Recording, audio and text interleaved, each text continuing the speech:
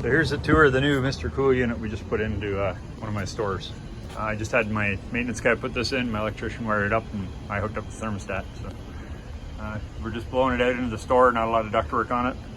The bottom, what we did is we had a steel frame made up, put a lip around the edge so we can slide it in there, it'll sit there. There's a screen that comes in here, but we're not going to use that. Just worried about people getting to change it.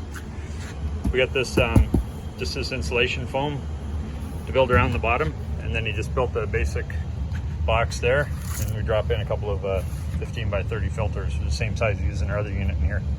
And on the outside of here, we just got a big grate. The lines, how these things work is it's pre-charged inside the coil. So once you hook up your lines and all that stuff, you just take this off, and there's an Allen wrench in there where you let the pressure out of the unit and charge the lines up. Lines just go up through a wall. And then this is a building we've got on the back.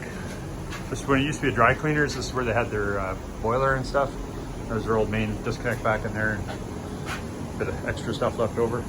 So we just put the unit here, and because we've got the fresh air return up there, we've got these wedged open, and it goes into a little shed that's out there that'll allow it to blow out. So it gives us the airflow we need out of here, and feel cool in there now.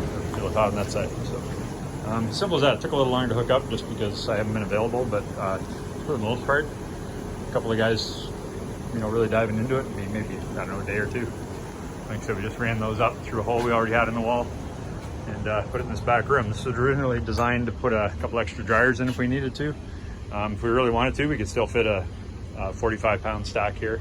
Our vending machines are on this side of this wall, so not doing anything there, but that's it. Simple setup. Like I said, we bought this unit, bought the pipes and that unit.